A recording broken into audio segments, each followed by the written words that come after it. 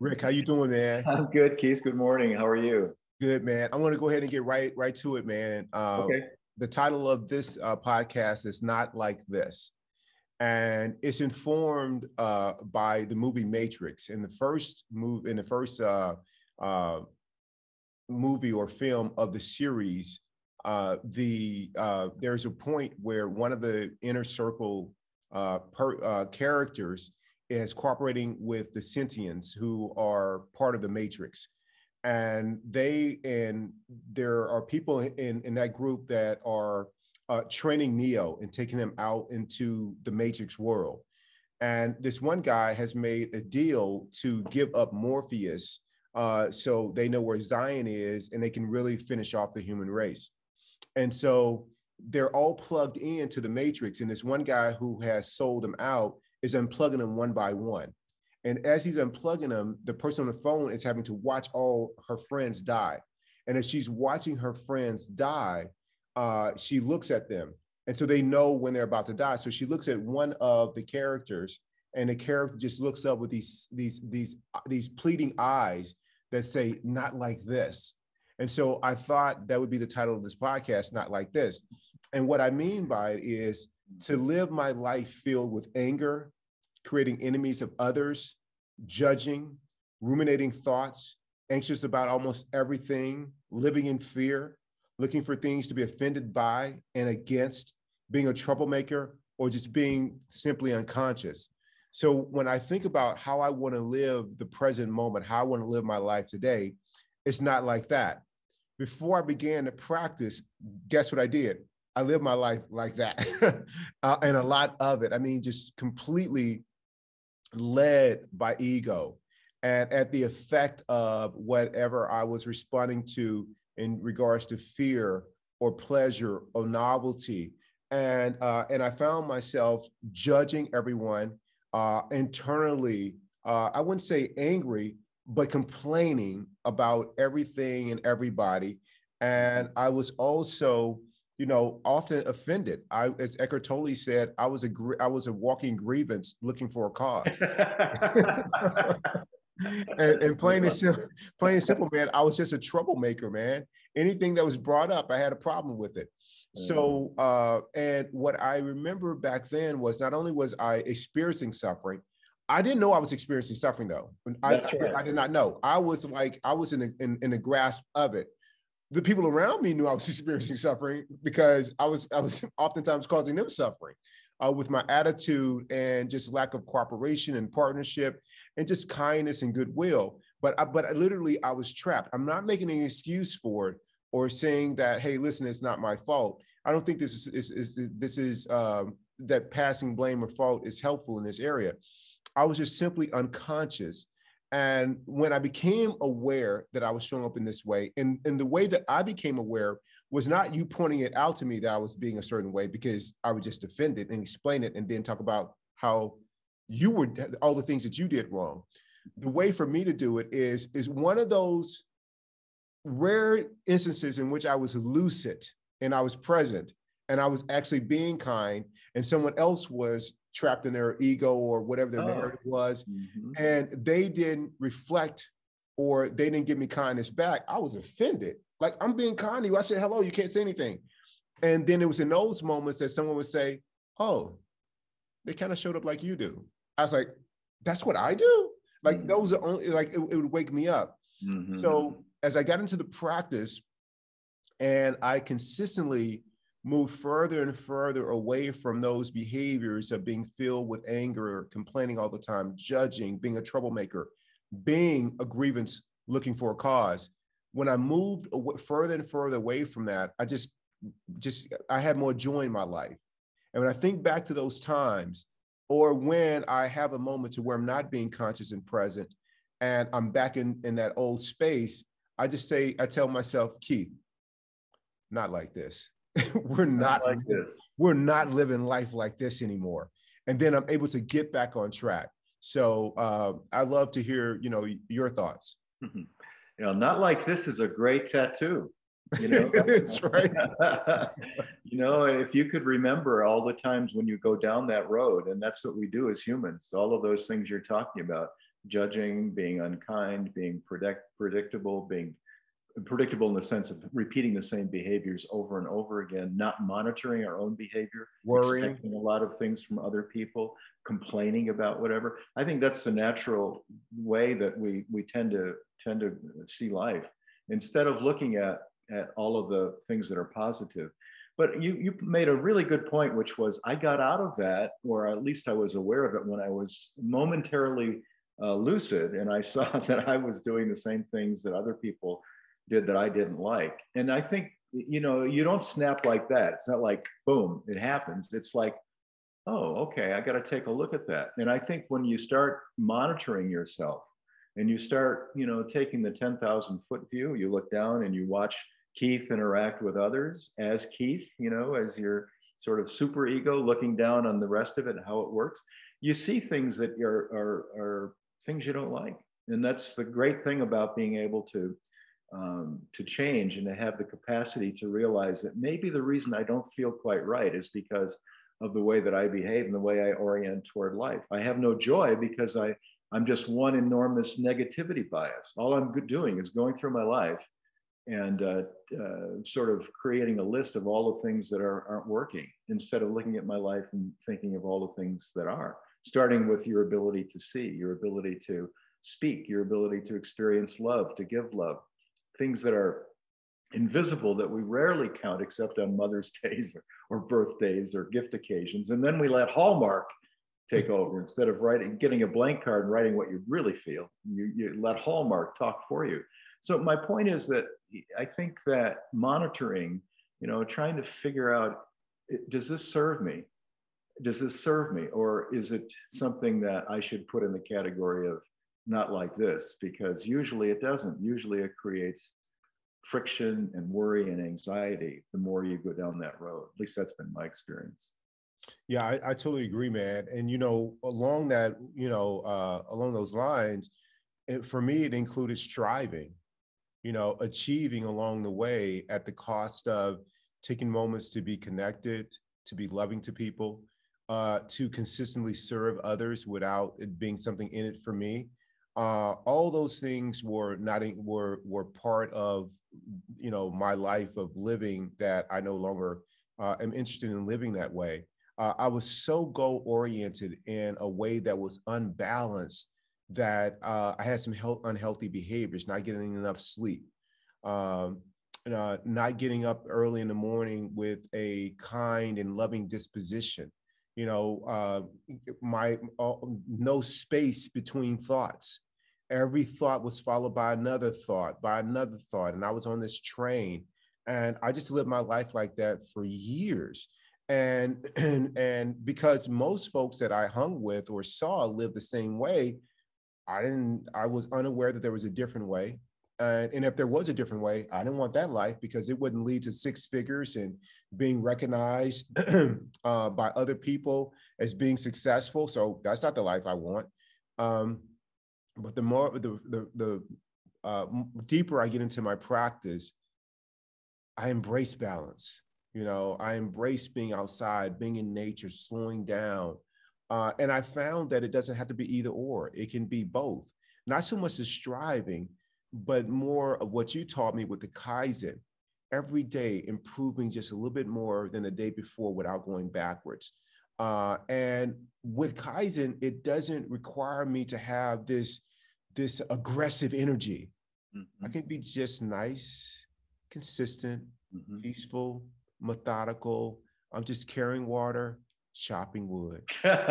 Water, you know, and that's all I'm doing. And what I, since doing the practice in the last 7 years, the progress that I've made, if we're talking about achievement and progress, mm-hmm. yeah. That I made has been was complemented by my attention to my well-being, to this yeah. practice. And I'm going to say my experience of moving forward, so to speak, is at the effect of, or is being caused by, my capacity and commitment to this practice, mm-hmm. to showing up as my best, serving, all the things we talk about that are part of the practice, acceptance, gratitude, all those things. has helped it. What were you going to say, Rick?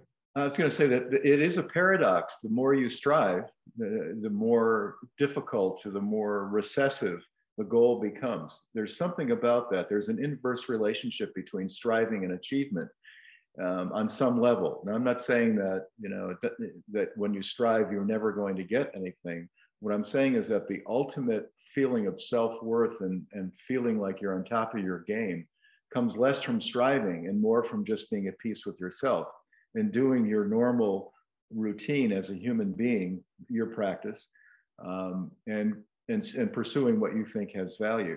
I think, one of the things that helped me quite a bit when I was on the, the corporate chase, trying to get the dough and look good and have the great car and all of that stuff.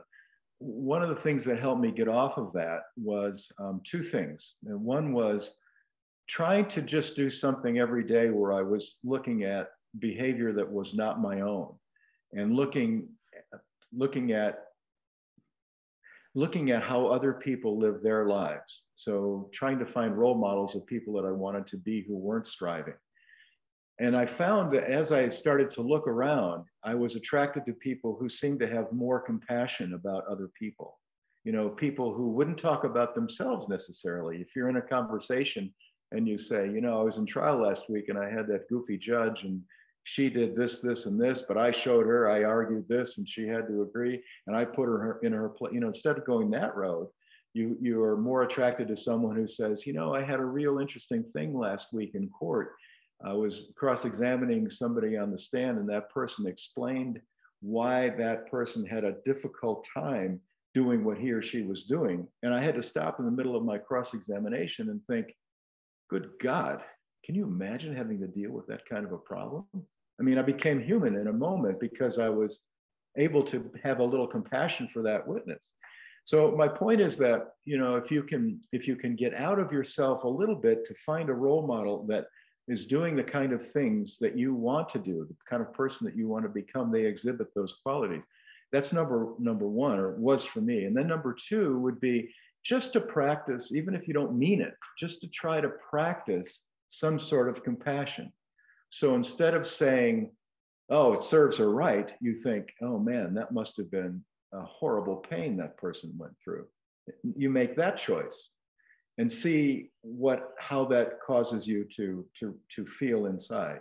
So role model, compassion. And then I would say one other thing that really helped me quite a bit, and that was the experience of what I call empathetic joy, which is trying to really celebrate someone else's success.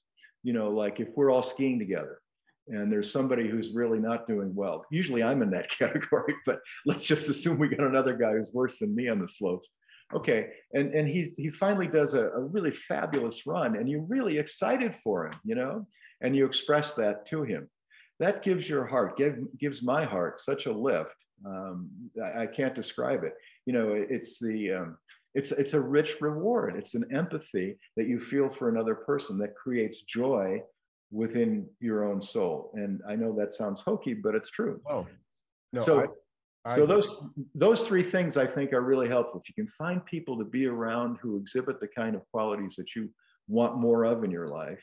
And then secondly, just to pretend or practice to start out compassion, trying to figure out what the other person's going through and to feel some emotion for it. And then thirdly, to take joy in someone else's accomplishment. See where that leads you. Yeah, I completely agree, Rick. Most of my life, the early part of my life, or the first half of it, was asking people, like, if there was some level of material success I wanted or academic success, I would be asking people, how did you get here? Like, what'd you do? Like draw out for me the roadmap. Like, what did you study? What classes did you take? What seminars did you go to? What certifications? Like, lay out, this map for me. And I think that has its place. All of that for me strengthens, is just really reinforce that whole striving kind of attitude and the momentum. What would have been helpful for me back then would have been also asking those same questions of people that were kind, Yeah. that were Yeah. loving, that were a service. But I didn't ask them that. That came much later. So now I would say anybody at Mayo Clinic that who knows me, and we've had some conversations that have lasted more than 10 minutes. And I've asked people that have stood out as being kind and being loving. I've never asked them, where'd you go to school? How did you get this position? Did you have to do other positions in the organization that helped you get? That question has never come up. 10, 15 years ago, first question. Now the questions are, you are always kind to me. What informed your capacity for this level of kindness and to be so giving? Like, I'm so grateful. Like, was it your parents? Were you born with it? Was there a mentor? I want, okay, what did they teach you? I'm looking for that, man, so I can grow and learn for it. It can deepen my capacity to be that. Those are the kind of questions that I ask now that are so much different than what I did before. And again, the other thing, I think it has its place. But when it comes to bringing me that empathetic joy that you talk about, Rick, these new questions that I've begun to ask are the ones that contribute to that. And so while I'm having some successes in the Western world or the material world, while I'm experiencing whatever that is, I'm able to enjoy them in such a way, Rick, without attachment, and to be completely grateful for them in the moment. But it's really about, the connection, the experiences, and just deepening my level of consciousness. So I have, along the way, I've made it a commitment, man, to whenever my ego shows up and gets me into another fine mess, I'm able to, come back and be like, dude, not like this. Not like this. We're not living like this, man. Up all night, can't sleep, ruminating. They did this to me. I'm being wronged in this way. I don't know what the decision is going to be, so I can't sleep, and I need to maneuver, and not like this. Not like this. Not like well, that's such a great throwaway line. I love that. If you can just catch yourself in the middle of a judgment or about to give another driver the bird when you're driving, if you could just catch yourself and think, not like this, boy, that would be such an enormous first step. I mean, I think so too, Rick, man. You come in from a long day at work, it's been different than what you expected to be. Maybe you're an hour late, and you're walking into the kids and you don't know it, but you got a short fuse, and you catch yourself before you come out of your mouth to be like, not like this. I mean, let me celebrate this, my offspring, this one of the loves of my life in a completely different way. Giving each other the cold shoulder, because being passive aggressive in your behavior, withholding loving connection from a loved one or from a coworker, steps like, not like this, and be the first to apologize or to do something different. So yeah, I totally agree. Yeah, Rick, thank you, man. I love you for a great show, man. Thank you. I love you, Keith. Take care, man. Okay, thank you.